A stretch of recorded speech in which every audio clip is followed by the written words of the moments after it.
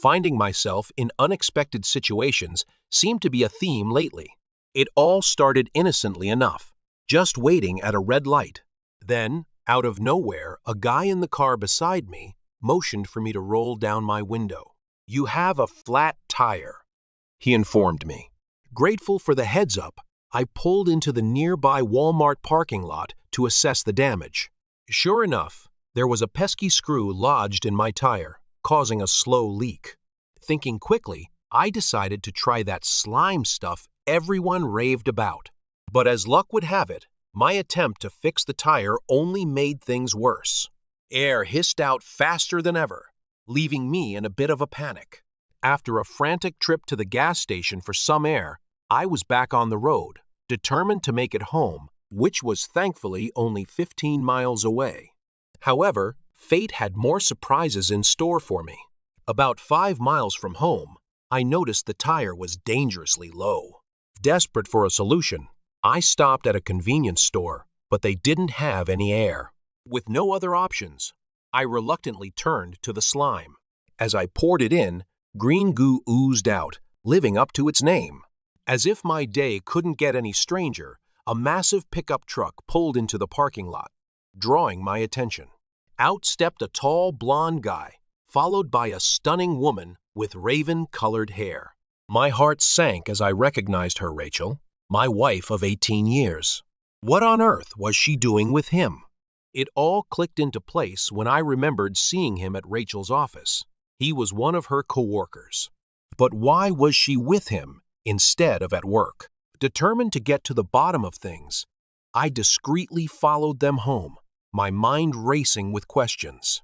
With plenty of time before I had to pick up our daughter, Toby, from school, I braced myself for what I might find inside. The house was eerily quiet, save for the sound of dripping water from Toby's bathroom, a reminder of yet another repair I needed to make. As I stepped further into the silence, the whisper of air from the vents seemed to mock me, a reminder of how being in the wrong place at the wrong time had led me down this tumultuous path. But I couldn't afford to dwell on regrets now. I had a daughter to pick up and a mess to unravel. As I sat there on the floor of the bedroom, everything around me seemed eerily normal. The bed was made with fresh sheets, a stark contrast to the chaos raging inside me. My heart sank as I realized the truth that lay before me. It was as if the world had come crashing down, leaving me feeling numb and helpless. I must have sat there for what felt like an eternity, my mind racing in circles, unable to make sense of the thoughts swirling inside me. It was like I had been drugged, unable to comprehend the reality of the situation unfolding before my eyes. Feeling sweaty and overheated, I stumbled back into the bathroom, desperately searching for something to ground me in reality.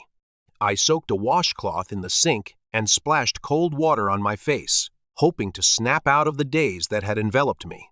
As I looked around, something caught my eye. The shower floor was wet. They had showered before heading back to work, a chilling realization that sent shivers down my spine. It was then that the full weight of the situation hit me like a ton of bricks, and I recoiled in horror at the thought of what had transpired in this very room. Divorcing Rachel seemed like the only option, but beyond that, I was clueless. I had no knowledge of the legal process, and the thought of breaking the news to our daughter, Toby, filled me with dread. Dragging myself out to the car, I felt like I had been on a 10-day bender. My head was pounding, and I looked terrible, but I couldn't leave Toby waiting. She was the only stable thing in my life, my rock, and I had to make sure she'd be okay.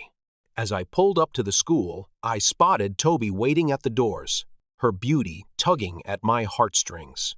She inherited her mother's dark complexion and hair, but her eyes were truly unique, deep brown with hints of gold and streaks of green, just like Rachel's.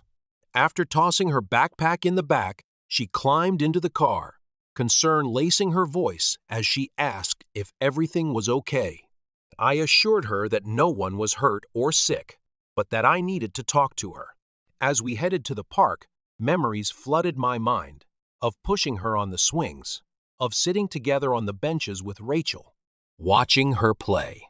It was hard not to dwell on the happier times, wondering if they would be all that was left of my life from now on.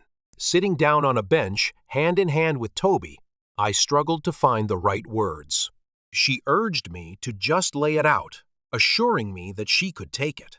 And so, with a heavy heart, I began to explain everything, hoping against hope that somehow everything would be all right. As I sat there with Toby by my side, tears streaming down my face, I poured out the whole story, every emotion I was experiencing laid bare. Through it all, she held my hand, offering comfort when my words finally ran dry. "Sounds rough, Dad," she said softly, nestling close to me. "We should head home and talk to Mom." Everything hinges on what she says. It seems bad, but there's still a lot we don't know. We gotta hear her out. Feeling a swell of pride that my daughter was braver than I ever was, I planted a kiss on her head as she tugged on my hand, signaling it was time to go. "Wanna drive?" I offered, seeing her eyes light up. She had just gotten her learner's permit, and despite a shadow passing over her eyes momentarily, she agreed and drove us home carefully. As we pulled into the driveway, Rachel's car sat innocently in the garage, waiting for our return. It was time to face the music. Rachel greeted us at the door with hugs and kisses, acting as if she hadn't done anything wrong. It was either the performance of a lifetime or a sign that I had completely misjudged the situation. "You guys want takeout tonight?" "It's on me," Rachel offered, oblivious to the storm brewing within our family. "I think we need to talk to you, Mom," Toby said, her voice steady but firm. "Sure. Everything okay?" Rachel asked, looking concerned. I was at a loss for what to do next. "I'm not sure," Toby replied. "Let's see." We entered the living room, Toby and I taking seats on the couch while Rachel settled into her favorite but ugly chair. "What's going on?" Rachel inquired innocently. "How was your day?" I asked, trying to keep my voice steady. "Just the usual," she replied, her tone casual. "Had lunch from the onion bin, thanks to a pills rep. It was hectic, as always." "Why do you ask?" Toby questioned, her eyes narrowing slightly. "Sure," Rachel replied, her demeanor unchanged. "Why all the questions? What's happening?" "So you weren't with Jerry Garner here at the house this afternoon?" I asked, my voice trembling slightly. Rachel's face turned pale, and she stammered. "No way. Are you accusing me, Oliver?" "I saw you," I asserted, feeling a surge of anger and betrayal. "What? You didn't see anything?" She started to protest. "What's your angle?" "He's lying, Toby," Rachel interjected, desperation creeping into her voice. "I was at work all day. You can check with Angel." "No, I believe in Mom," Toby interjected firmly. "I think you're lying. I won't ask Angel. She'd cover for you. I'll call David Jones. He's your boss, right? I trust he won't cover for you." "What's his number?" "He's gone for the day," Rachel responded, her voice shaking. "I'll have him call you tomorrow." "What's going on with you two?" Rachel continued, her voice rising. "Trying to trick me? You think you can come here and trip me up? What exactly are you accusing me of?" But Toby wasn't backing down. "I think you got caught in your own lie," she said firmly. "Yo, you were at the office all day? You lied, Rachel. All three of us know it. Why'd you do that?" I could see Rachel's mind working overtime, searching for a way out of this mess. "Okay, I was here," she admitted finally. "This is why I didn't want to tell you. I knew you'd grill me and try to pin something on me." "No one's pinning anything on you," I clarified, my voice tinged with sadness. "But I am now. You tried to make me think Dad's a liar. You tried to make him look bad to cover up your lie. What are you hiding, Mom? Are you cheating with that guy?" Rachel glanced between us, looking trapped. I didn't want it to go like this, she confessed quietly. I wasn't ready. Ready for what? Toby pressed, her voice gentle but insistent. I've fallen for Jerry. Rachel confessed, her voice breaking. Rachel looked at me with a mixture of remorse and desperation. I'm sorry, Oliver, she began, her voice trembling. It just happened. We work closely together, and he feels like my other half. We clicked, and I couldn't stop it. We're in love. I was going to tell you when we were ready, as soon as we both divorce. We'll marry. I'm so sorry I didn't want you to find out like this, Toby. Things will be okay. You'll still see your dad whenever. Jerry has a nice place by the lake. He has a daughter, too. You know he likes you and will be happy. Are you crazy? Toby practically yelled, her voice filled with anger and disbelief. I'm not living with that jerk. He might sneak into my room at night. I'll see Dad whenever I want because I'm moving in with him. You're the one I won't be seeing. How could you? With that, she stormed upstairs to her room and locked the door. Rachel glanced at me, attempting to reassure me. She'll calm down, she said. Jerry's a good guy, Oliver. You'll see. I need to be happy. Jerry makes me happy, and that's that. I just stared at her, feeling like she had been replaced. I wasn't going to argue with someone so unstable. Whatever, Rachel, I replied coldly. When are you leaving? Leaving? She asked, confusion evident in her voice. I'm not.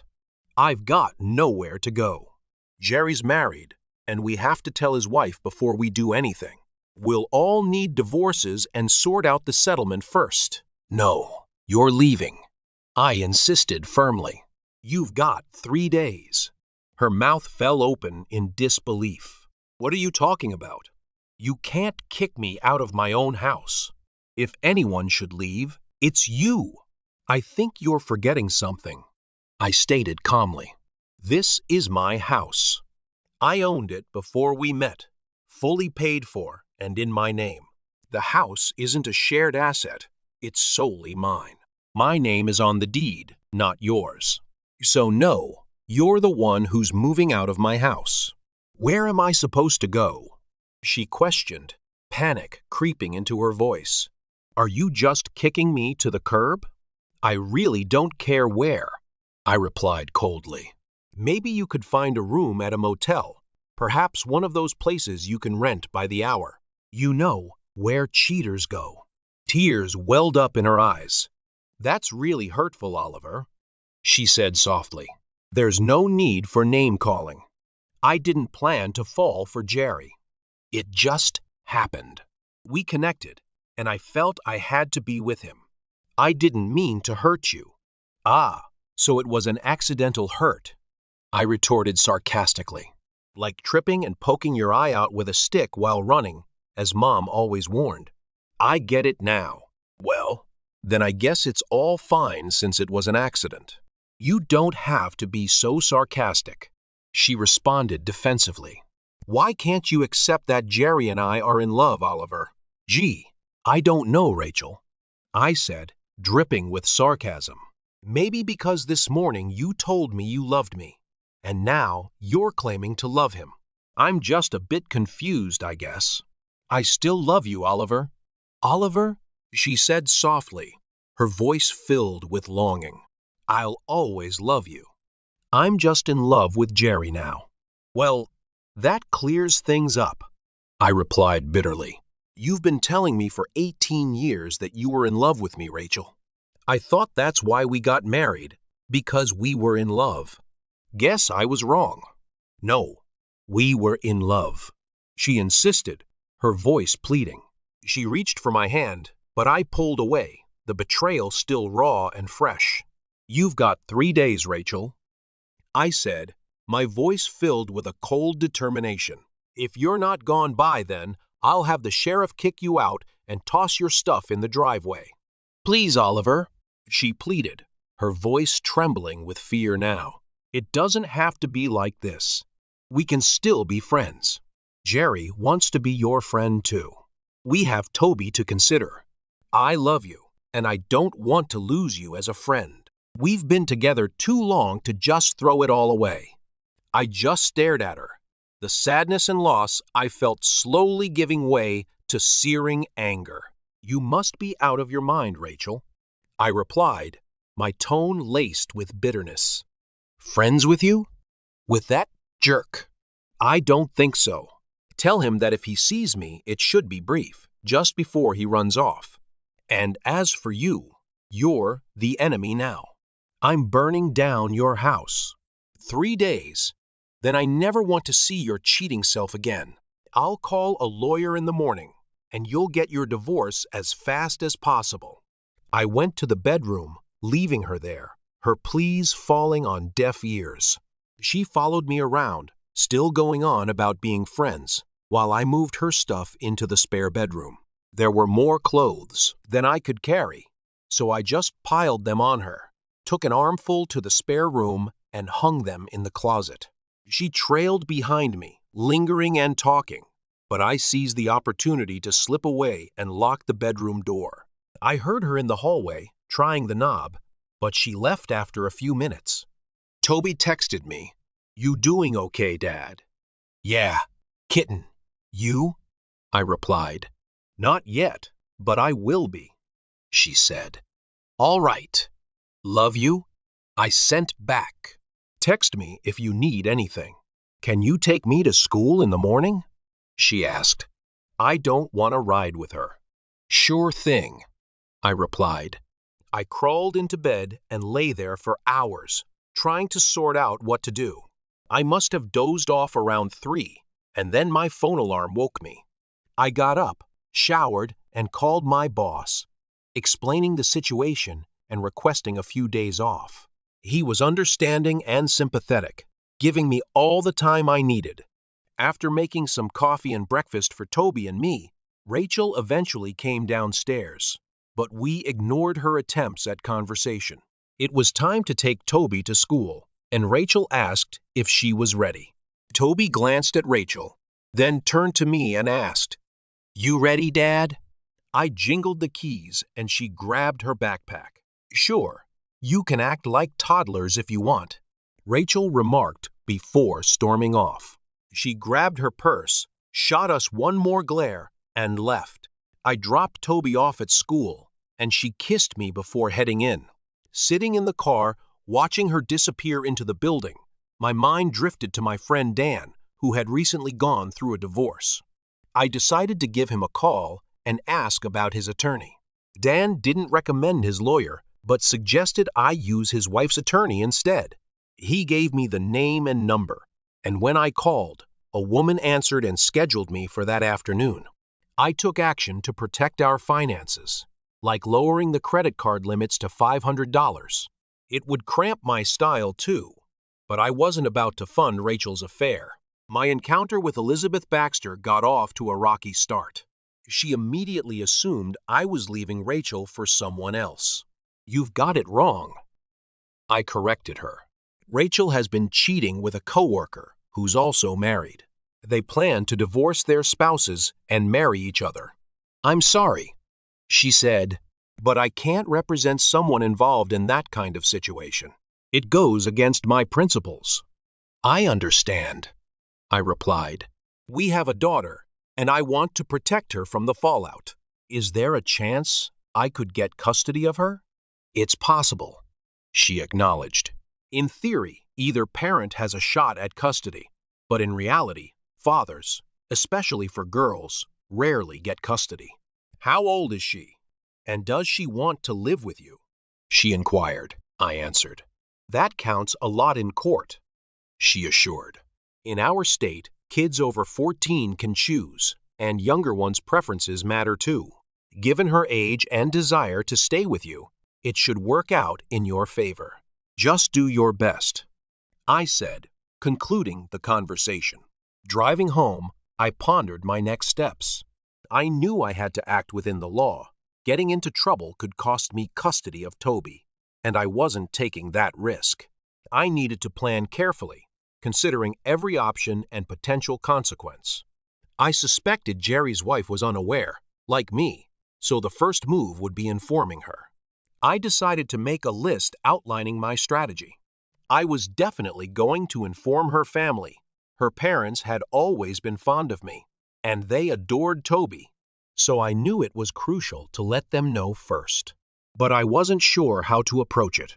Ensuring that all our friends were aware was also a priority, and I figured I could stir up enough attention on social media to shake things up. That was at the top of my to-do list. Rachel had a Facebook account for our family. I was familiar with it, used Messenger frequently, and knew my way around. After some online searching, I discovered that Jerry's wife had a similar online presence. I took screenshots of some pictures and posted on Rachel's page that we were splitting up and she had found her soulmate in Jerry, along with a photo of him. Then I changed the password and logged out. It felt satisfying. I wondered how long it would take before her friends and family bombarded her phone and Facebook page. I hoped Jerry's wife would get the message. I didn't know her, and I felt a twinge of guilt about the upheaval she would face. But I believed she'd prefer knowing the truth rather than being kept in the dark. I called Mom. The conversation didn't go well, as expected. But beyond her initial shock, she assured me she'd tell Dad and that they were there for me, no matter what. I decided to let Rachel handle informing her parents. We had a close relationship, and I didn't want to be the cause of any family rift. Plus, I had no clue how to broach the topic with them. Somehow, "Your daughter is cheating" didn't seem like the right message. They might blame the messenger instead. The situation escalated quickly. Around 2 p.m., Rachel's name popped up on my phone screen. I answered the call, and Rachel was furious from the start. "You jerk." Her first words gave me a strange sense of satisfaction. "Couldn't just leave it alone, could you? I know you locked me out of Facebook. Remove that stuff. Jerry's wife is clueless. My friends won't stop calling, asking what's up. Even my parents know, Oliver. I'm telling you, take it down. She's 15, and she said she wants to be with me. Nope, you don't get to call the shots." I fired back. "What? Are you acting like a 5-year-old? Take it down, Oliver. I'm serious." "Why should I?" I challenged. "You should be thrilled. This way, everyone can get used to you and your soulmate. Are you ashamed of people knowing you cheated, Rachel?" "I'm not." She stopped, realizing how ridiculous that sounded. "Oliver, please just take it down. This isn't how it was supposed to go. You lost any say in how things go the moment you cheated." I reminded her, "You forfeited any right to my respect or even basic courtesy. I've made it clear. You're the enemy now, Rachel. Deal with it." I hung up. My phone buzzed again right away, but I ignored it. It was time to pick up Toby. I filled Toby in on my conversation with Elizabeth Baxter. While she was relieved she'd likely be with me, she wasn't pleased overall. "What's up with her, Dad?" she asked. "I care about her, but she's always been a bit off. She never seemed like a grown-up. Not like you anyway. It's like you have 2 kids, her and me. Ever notice that?" "Not like that," I replied. "Now that you mention it, she's always been kind of impulsive. But that's just who she is. I never expected her to do something like this." "Well, we'll just have to deal with it the best we can," she said. "Dad, I never want to be alone in the same house with that creep without you there. Whatever it takes, make sure that doesn't happen, okay? I'll do everything I can," I assured her. We grabbed pizza on the way home, and as I was enjoying my second slice, my phone buzzed. It was Bob, Rachel's dad. I wasn't looking forward to this. I told Toby who it was, and she suggested putting it on speaker. Bob didn't waste time. "Oliver, I'm not sure what's going on, but Rachel showed up here last night asking if she could stay with us." Care to explain? She mentioned you kicked her out. Well, I did, I admitted. But did she explain why? No, she said she would later, he replied. Are you sure you want to hear her side? I queried. Can't you just tell me? He pressed. She's been having an affair with Jerry Garner, a coworker. He's planning to divorce his wife. She was planning to divorce me. And now they're together, I explained. What? That's unbelievable, Oliver. How do you know? He questioned. I caught them together yesterday, I stated, and she confirmed it. Are you sure there's no misunderstanding? He persisted. Toby chimed in. Hi, Grandpa. I've been listening. Dad has you on speaker. There's no misunderstanding. I was there when she told him. I'm sorry, Grandpa. I love you. Her voice broke, and he heard it. When he spoke again, his tone was strained. Don't cry, sweetheart. Please stay strong, okay? Grandma and I love you dearly. I'll try to talk some sense into your mom. Oliver, you still there? I apologized. Don't worry about Toby. You both are her grandparents, and that's never going to change. I know you care about Rachel, and you'll do what you need to do. I have so much respect for you, more than I can express. I hope you won't hold any hard feelings against me once this is all over. That's not going to happen, he assured me. I'll get to the bottom of this. Call me if you need anything. It went better than I thought it would. Life throws curveballs, and you just do your best to handle them. I won't delve into the nitty-gritty of the divorce proceedings. Most folks are familiar with the ordeal. It was drawn out, painful, and it didn't get any easier. Rachel seemed to have unrealistic expectations. She thought she'd get custody of Toby, but that didn't happen. Miss Baxter proved to be as competent as they come. I was granted full custody, thanks to Toby's wish to live with me. After a private meeting with Toby, the judge ruled that Rachel could have visitation rights, but not unsupervised time with Toby and Jerry Garner. However, that soon became irrelevant. His wife divorced him, and it turned out their soulmate connection wasn't as solid as they thought. 2 weeks after I discovered their affair, he was off chasing someone else, and all those big plans vanished into thin air. It took 7 months for the divorce to be finalized. Rachel had a change of heart. I was surprised when during our second court appearance, she requested counseling. Neither I nor Miss Baxter could sway her decision, and the judge ordered it. We were scheduled for 8 to 10 sessions. We ended up with this odd old hippie guy. In our first session, we had to lay out our goals. Rachel's was a long, tangled mess. It seemed like she believed the universe revolved around her happiness and that she didn't mean any harm. She just wanted to be happy. Mine was way simpler. What's your aim for these sessions, Mr. Barrowman? He asked. I just want them to be over, I replied. Our guide frowned. Mr. Barrowman, don't you want to address the issues that led to the end of your marriage? Yeah, I'm sorry, Bob. Sorry, Mr. Rodman, but those issues weren't mine, and I have zero interest in addressing them. I'm content with who I am, flaws and all.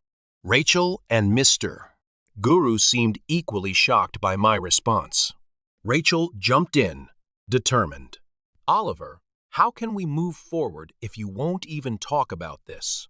We're not going back, I said firmly. Let me be clear. I don't care about going back to how things were or fixing anything. I'm only here because the court ordered it. Once that's done, we'll finalize our divorce. That's my plan. Do you realize that if I tell the judge you're not cooperating, you could be held in contempt? Mr. Spirit Guide warned. I wasn't aware of that. I responded. Are you suggesting you'd lie to the judge? These sessions are recorded. My lawyer could subpoena the recordings and expose your dishonesty. I'm here doing what you asked. You asked for my goals, and I told you. so I am cooperating." He looked embarrassed. "The judge probably expected you to try resolving your issues," he remarked. "I'm not responsible for the judge's expectations." I clarified. "I'm only accountable for mine." He made things tough. He gave me homework, which included spending a lot of time with Rachel, who tried hard to wear me down. "What's it going to take for you to call off the divorce and work things out?" she asked. "An act of God," I replied. She waited for me to elaborate, but I stayed silent. "What do you mean by an act of God?" she pressed. "Well, unless you can turn back time and undo your affair with Jerry, nothing will change," I explained. "I haven't heard of anyone other than God having that power." "Have you developed some hidden powers, Rachel, besides the power to attract other men with your charms?" We endured through tedious exercises and meaningless talks until they were finally over. We returned to court, and the judge inquired if there had been any progress. "Your Honor, my client has no intention of staying married to his wife," Elizabeth Baxter stated. "We request that this divorce be finalized quickly. My client and his daughter have endured this process long enough." It seems the judge agreed because 10 days later, the divorce decree arrived in the mail. Toby spent a lot of time with her mother, especially since she enjoyed being with her grandparents. Rachel occasionally made plans with Toby, but their relationship wasn't the same. Toby mostly hung out with her friends, particularly one named Sabrina, who practically lived with us. Sabrina was adorable and kind, and I enjoyed having her around. They started including me in their activities. One of their favorite things to do was water skiing, since we had a boat. We often spent Saturdays at nearby lakes. During summer vacation, on a Monday, they asked if we could go to the lake for the weekend in our RV. Since I didn't have many plans, I thought it was a great idea. Toby and Sabrina spent the week planning, and we packed everything they needed on Thursday. On Friday afternoon, a new red Jeep Cherokee pulled into our driveway, and Sabrina got out. Another woman, nearly identical to her, came out of the driver's side, and Toby rushed to hug her. Toby introduced her to me, saying, "Dad, this is Julie. She's Sabrina's mom, and I know you haven't met her yet. Hey, Oliver. The girls have talked a lot about you. Thanks for inviting me along this weekend. Honestly, I've been a tad jealous. They spend so much time with you instead of me." She grinned mischievously, and I instantly understood why her daughter was so charming. When I glanced at Toby, she shot me a fierce look, and my knees wobbled. I knew it was time to give in, and the wobbling got worse when I looked at Sabrina, and she raised an eyebrow. "It's going to be fun," I told Julie, finding my voice again. "We always have a blast." She caught on fast. She glanced between me and the girls, then back at me. "Oh my God!" she exclaimed. "You didn't know, did you, girls?" Before she could say more, she was engulfed in hugs, kisses, and pleas. "Please, Mom, don't worry. We'll have a great time," Sabrina reassured her. "It's fine, Julie. Dad will like you as much as I do, and he's awesome," Toby chimed in. "See how he's going along with it." She unraveled from the girls and assessed them. "You two go sit on the porch. I need to talk to Oliver," she instructed. They hesitated, but she insisted. Now they obeyed and hurried off. "I'm really sorry, Oliver. I had no clue," she apologized, seeming small and embarrassed. I stepped forward and hugged her. At first, she tensed, but then relaxed. "Yeah, it's embarrassing," I agreed. "They're naughty, but harmless. Let me guess, you're not married?" She chuckled, looking up at me. Julie reached out her hand. Man, she was adorable. "Nope, I'm not." "You think that's what this is about?" "I'm pretty sure," I replied. "Here's the deal. You're all set. Weekend cleared. Lake's gonna be awesome. I'm not a bad guy. You've seen that with Toby around. Let's go with it. It'll be a blast, and who knows? We might surprise them a bit. What do you say? She stepped back, glanced at the girls eagerly waiting, and agreed. Yeah, let's do it. I gave them a thumbs up, and they sprang up excitedly, rushing to join us. I heard Toby's enthusiastic "Yee" as she came out. I halted them, taking one girl under each arm. Ladies, that wasn't cool. I managed. Sabrina looked up at me and laughed in her best Skeletor impression. I am not nice. We all cracked up, and I couldn't keep a straight face. They were just too cute and innocent. You know what you're up to. I scolded gently. Cut it out, seriously. You can't go meddling in other people's lives. But I love Jules, and I wanted you to meet her. Toby defended. Well, you could have just told me. I reasoned. She looked a bit crestfallen. It's okay, kitten. Just don't pull this stunt again. I reassured her. Her face lit up again. Sabrina tugged at my arm. Come on, let's go. I'm psyched. This is gonna be awesome, Oliver. Just wait. Julie chuckled. I think that's supposed to mean really cool Oliver. But she's right. We're wasting daylight. We grabbed 2 bags from her Jeep and hopped in. The boat was hitched up, and after a quick stop for propane, we hit the road. It took about half an hour to reach the lake, with Julie sitting up front with me. The girls got some terrible music going through their Bluetooth, and we started getting to know each other. Turned out Julie ran her own insurance company and did financial planning. I stole glances at her during our chat, man. She was cute. I imagined Sabrina would resemble her mom when she got older. Despite looking much younger, Julie was only 3 years my junior. She stood at about 5 feet, with light blonde hair down to her lower back and a nice tan. Her big brown eyes, high cheekbones, heart-shaped face with a widow's peak in a broad forehead gave her a perfect look. She wore jeans and a button up top, showcasing her slender figure. I didn't want to ogle her, so I waited until we reached the lake before really checking her out. We secured a spot to park the boat and the RV. They kicked me out while they changed, and I took care of hooking up the water. Once they were ready, I went inside, swapped into swim trunks and a t-shirt, and we were good to go with a cooler filled with drinks. We set off, leaving the no-wake zone. I picked up speed. We cruised a couple of miles down the lake, and the girls were eager to ski. They shed their long t-shirts, revealing their usual charming awkwardness. But Julie, she was on another level. She wasn't awkward at all. I said she was slender, but she was really petite. She had a feminine figure. When she turned to watch the girls, I was mesmerized. Her bikini wasn't super trendy, but it was struggling to cover a rear end that was impressive. It was small, round, firm, and stuck out like a shelf. When she caught me looking, she just smiled and winked. She had small breasts, but they looked just right on her. They didn't seem small. They looked perfect. Everything about her was like a tiny version of perfection. Finished? She asked, her smile softening the moment. Her teeth were perfect, too. I chuckled. For now.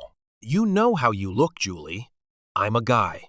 She moved closer to me, finding a spot to chat while keeping an eye on the girls. We spent 3 hours water skiing, and Julie was really skilled. She took the wheel of the boat when it was my turn, and she was good at that too. I wasn't as skilled as either her or the girls. The physics just wasn't on my side, but I did okay. After returning to the campground, they put on wraps. Although the RV had a perfectly good stove, the girls wanted to cook outside. We set up the camp stove, and I started a fire in the grill on the site while I grilled bratwurst. They chopped and fried potatoes and onions and opened cans of pork and beans. We had prepared some meals at home, but this was our first night, and camp cooking always tastes great. We sat at the picnic table provided by the campground, and it felt like we'd known each other forever. Julie became Jules, as the girls called her, and she liked it. She called me Ali. The girls kept mentioning that. Jules wasn't married, so I finally asked her why. I mean, you're beautiful, funny, smart, and you have your own business. Why hasn't some guy swept you off your feet? I asked. Well, the main reason is Sabrina, she finally said. I was young and foolish, Ali. I was a senior in college when I found out I was pregnant just a week before graduation. At the time, I thought I had found the love of my life. We had talked about getting married right after graduation. I guess that plan didn't work out. Since you're talking about it in the past tense, I remarked. No, it didn't. 3 days after I told Brad, I discovered he'd been cheating on me for a month. I ended things with him and never looked back. When SABS was born, I was fully occupied with being a mom. Then I got busy building my business. By the time I could even consider dating again, I realized I had this incredible gift from God in my life, and I couldn't make any decisions without considering her. I understand, I said. I feel the same way about Toby. As long as I have her, she comes first. I can't stress enough how important she is to me. She's the one who kept me sane over the last 18 months. Julie placed her small hand on my arm. I know, she said softly. She shares everything with SABS and me. I'm so sorry, Ali. Yeah? Sometimes life can be tough. We both sighed, glancing up. We noticed two pairs of affectionate eyes focused on us, engaged in a quiet conversation, sitting under the shade of the awning in their camp chairs. I love your daughter, I confessed. It feels like she's almost a part of me with all the time she spends with us. She loves you too, Julie replied. The other day she told me you're like the father she never had. Her eyes welled up and a tear rolled down her cheek. I gently wiped the tear away with my finger. She's an amazing girl, I remarked. Her mom must be something special to have raised her. She's incredibly courageous, doing it all on her own. Julie smiled through her teary eyes, stood up, kissed my cheek, and went to join the girls. We had an incredible weekend. As Julie was leaving, I approached her car and tapped on the window. Jules, would you consider going out with me next Friday? I asked. Sabrina squealed with excitement, and Julie flashed a smile. What time? How about 6? I suggested. We'll grab dinner and do something afterward. Sound good? Oh, and could Toby hang out with SABs while we're out? Julie replied. Sounds perfect, and of course. She agreed, kissing my cheek before driving off. Toby was waiting for me at the door. Well? She inquired eagerly. Did you ask her out? Did you kiss her? I hugged her and playfully smacked her bottom. Yes, I did. And that's for me to know and for you to stop prying into. I teased. She squealed with joy, echoing Sabrina's earlier excitement. I knew it. She's perfect for you, Dad. I adore her, and SABS is like a sister to me. She paused for a moment. Whatever happens, happens, Toby. You can't force it. Stop trying to play matchmaker. Typecast.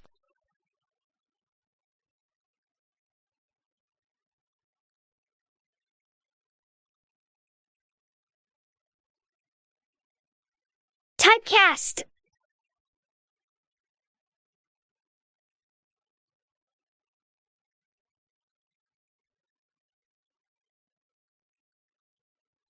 Typecast.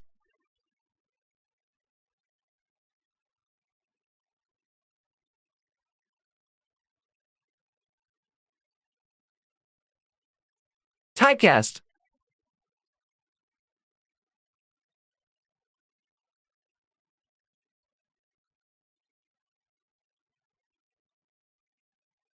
Typecast.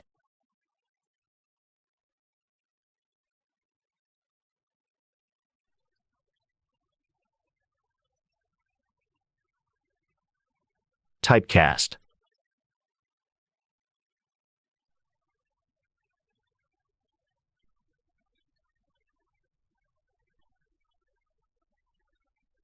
Typecast.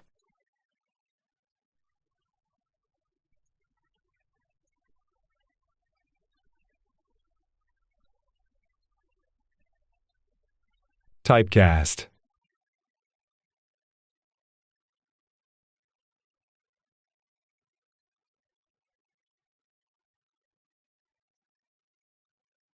Typecast.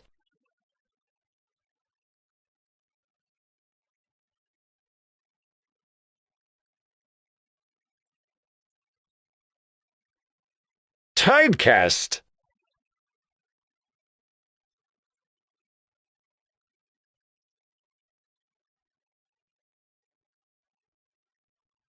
She nuzzled into my chest.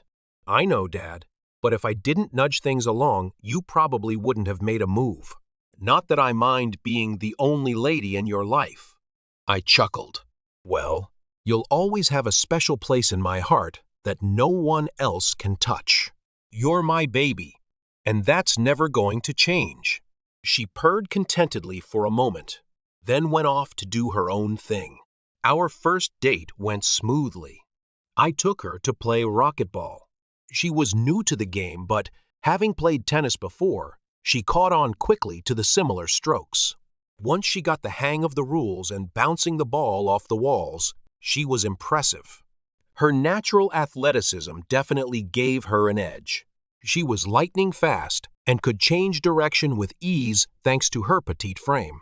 After finishing our game, we cooled down at a table outside the courts, sipping on drinks and resting. She grabbed her phone. "Let's snap a photo with the rackets," she suggested.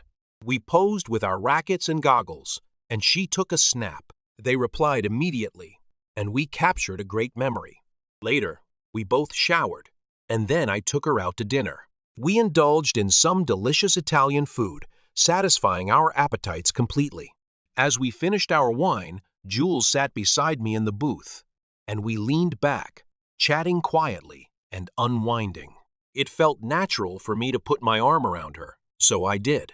She scooted closer against me, flashing a warm smile.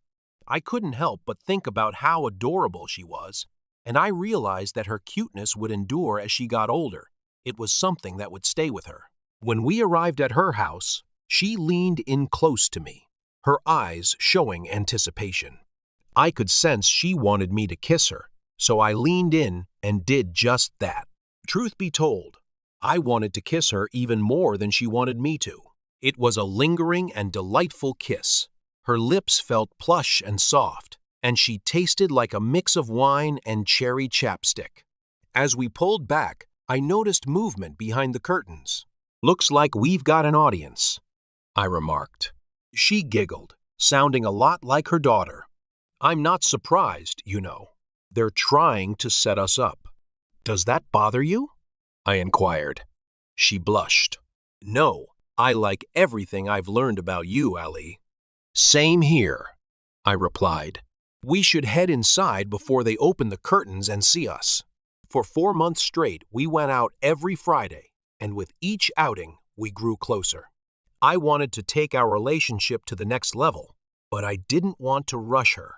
Our conversations were heating up towards the end, hinting at something more than friendship. I realized I enjoyed having her not just as a girlfriend, but also as a close friend. We were in constant communication, exchanging texts, snaps, and phone calls throughout the day. Whenever I stumbled upon something funny or interesting, I immediately thought of Jules and felt compelled to share it with her. Our bond deepened, and we became privy to each other's lives. We established a weekly tradition of having dinner together every Tuesday, and it became a cherished routine. We'd hang out, play games. I shrugged. They shared many similarities, making it easy to know one if you knew the other. Though they had their differences, they were equally charming, and these disparities only highlighted their common traits. Life was good overall, but the persistent presence of Rachel remained a lingering annoyance. She was still part of Toby's life, which meant she was inevitably part of mine too. I wanted nothing to do with her, and her presence always managed to irritate me every time she came around to pick up Toby, or I dropped her off at her grandparents'. She attempted to strike up a conversation. She was still living with them, having lost her job at the clinic along with Jerry, and now working at another clinic across town. If Rachel got on my nerves too much, I'd casually bring up Jerry to shut her down. "How long until you forgive me?" she once asked during one of those moments. "Forgive you for what?" I retorted. "Last I checked, you don't even think you did anything wrong. Not once have I heard, 'I'm sorry, Oliver.' I was wrong. I'm sorry I tried to make Toby think you were a liar. I'm sorry I attempted to take her away from you, tried to screw you over in the divorce, and worst of all, I've never heard I'm sorry I cheated and slept with that scumbag behind your back." I still didn't hear it. Then she refused to take responsibility for her actions. I wasn't sure what forgiving her would even mean. I made peace with the situation and moved on. I didn't forget, but I wasn't going to waste time being bitter about it. People do stupid things. They have the right to leave you, divorce you, or end friendships, and you have to accept it and move forward. Shitty things happen every day. In the heat of the moment, I wanted to punish both cheaters, but I soon realized that their punishment was being themselves. They had to live with their actions. I planned to live with myself, which meant leaving the lies and betrayal behind and focusing on living my best life. Rachel was clearly unhappy, and I harbored no ill will toward Jerry, but I wasn't going to be the one to seek revenge. Let God or the universe handle it. I was done playing that game. She became even more miserable when she found out I was dating Jules. One night when I dropped Toby off at her grandparents', Rachel approached me. "I heard you're dating the mother of one of Toby's friends," she said. I simply stared at her. "Is it true?" she pressed. "That's my concern," I replied. "The heck it is." And I found myself growing fond of Sabs, almost as much as her mother. She snapped back. "I'm your spouse. I deserve to be informed." "You've got nothing," I reiterated. "You're not my spouse anymore. You found your true love, and it wasn't me. Remember? Then we got divorced. My affairs are no longer your concern, and yours are none of mine. Back off, Rachel. Stay out of my business." I was furious as I left. Man, she just couldn't let it go. After that, I stopped dropping Toby off at her grandparents' place, or Rachel picking her up from our house. Instead, Bob or Cindy, the grandparents, came to our place to pick her up. That relieved a lot of stress in my life. On the 7th-month anniversary of our lake trip, I took Jules out. We hit up a nice restaurant and then went to a club. Jules didn't drink much, just one beer or cocktail occasionally, but that night she had two. I raised an eyebrow when she ordered the second. "You're feeling wild and crazy tonight, huh?" I teased. "You're perfect, just like always." I reassured her. "Do you really think so, Allie?" She tilted her head to the side, a gesture she often made. "Because I think you're pretty perfect, too. If I'm so perfect, why haven't you asked me to stay over?" She surprised me. I must have looked surprised because she laughed. "Have you even thought about it?" I regained my composure. Yeah, Jules. I've thought of little else since that first day on the boat when I saw you in that bikini. When we started dating, I realized you were something different, something special, and I didn't want to pressure you or scare you off. "You won't scare me away," she assured. "I told the girls not to wait up," I replied. "Really? Well, why are we still here?" she inquired playfully. "Oh, my goodness, Jules. Let's leave this place," I suggested. "Do you want to spend the night with me?" She practically melted into me as we headed out, leaning her head on my shoulder and gripping my arm all the way home. I escorted her to the bedroom after we pulled into the garage, and she stayed close to my side. Turning her around at the foot of the bed, I kissed her. It was one of the most amazing kisses I'd ever experienced, and it seemed to go on forever. When we paused to catch our breath, she gazed up at me, and I found myself lost in the warm brown depths of her eyes. She wrapped her arms around my neck and met my gaze. I vented to Toby about what went down. She was just as angry as I was. "Make love to me, Oliver," she whispered. "I'm kind of scared." "Don't be," I reassured her. "I love you, Julie Barnes. You know that, right?" "I thought so," she murmured, but I needed to hear it. "I love you too, Oliver." I positioned myself over her, making sure not to put too much weight on her. "How many times have you done this?" I whispered in her ear. "3," she murmured, "but never like this." The next morning, I woke up lying on my back, with her half sprawled over me, her hair covering us and her cheek resting on my shoulder.